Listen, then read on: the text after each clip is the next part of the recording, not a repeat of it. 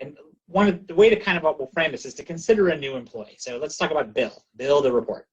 Bill he's a new report writer that you've added to your team, right? And he is looking to try, to be starting to work, and he's been given tasks to write reports or to build reports or to talk to users or do whatever you're asking him to do. How do you get Bill to a point of having data literacy in your data, having trust in the data, and enthusiasm for the data? Now, this example is going to cover Bill, but you could apply this to sort of anyone. We're going to talk about different types of roles, but this could just be a new person in a business office who is trying to make decisions with data. It could be a more technical person. It could be an executive. It could be anyone who's trying to interact with your data. So what type of things, if Bill is sort of interested in developing data literacy as a new employee, how does he do that, right? I mean, one way that historically maybe he does it is sort of shadow someone for a year and pluck and pluck around until they kind of learn it by osmosis. But in an ideal world, they would be sort of doing two things. They would start off by searching some reference. So they would have to, have knowledge about it, knowing how to engage with existing knowledge base for content about your data. So if you have some sort of reference that has all the information about your data. Now, obviously, what we're talking about here as a possibility is something like the data cookbook or another sort of data catalog, data governance solution where you're keeping all of your glossary and data model information and policy information, all that kind of stuff, which we'll talk about later. But so knowing how to search that it exists, that it is useful, and that it's something that is searchable. And then so if they were able to, if Bill is asked to write a report that includes some customer satisfaction score, and he has no idea what that means, but he can go and search and say, oh, there's customer satisfaction score. I see what that means. I see it's already used in a couple other reports. I see how we calculate it and pull it from our CRM. All right, great. I know what to do. That's perfect. Now, but what happens if they don't find that, right? If Bill's doing that search and instead, like he doesn't find a glossary definition for that, or doesn't find any other report or any sort of technical guidance, right?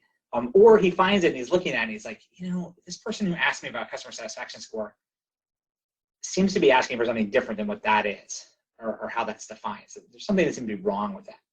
So at that point, Bill's kind of stuck, right? He doesn't find the information he's looking for, or he thinks that there's a problem with what he's looking for, and he's confused.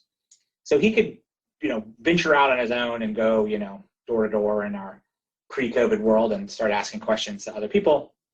But in an ideal world, he'd be able to submit a request of some kind, so a request for this glossary definition, or for help in understanding what this is, or correcting a definition that's there. So he's able to basically say, I searched the reference and the knowledge base. I don't see what I'm looking for or exactly what it is. And now I'd like to request that this happen. So first, in order to do that, he needs to know how to make a request, or that he's even entitled or allowed to make a request. And he should have some expectation of a timely and knowledgeable response, right? Or else he's not going to do it, obviously. So this is what we call a points of entry, right? For interacting with the data intelligence, of interacting with the information.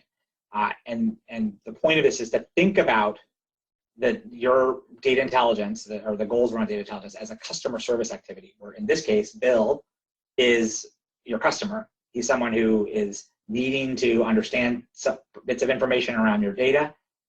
First thing is he able to search the reference? If he's not able to search the reference, or if he searches the reference and doesn't find what he's looking for, he wants to then request that information get provided to him, or he gets help with what he's trying to do. And that needs to get routed towards some sort of correct routing to get subject matter experts or support or advice back to him in a timely fashion to get updated.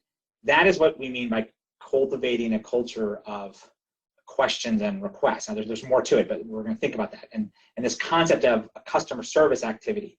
And the reality is that a lot of us set out to do data governance, and we get very focused on building out the content in the knowledge base.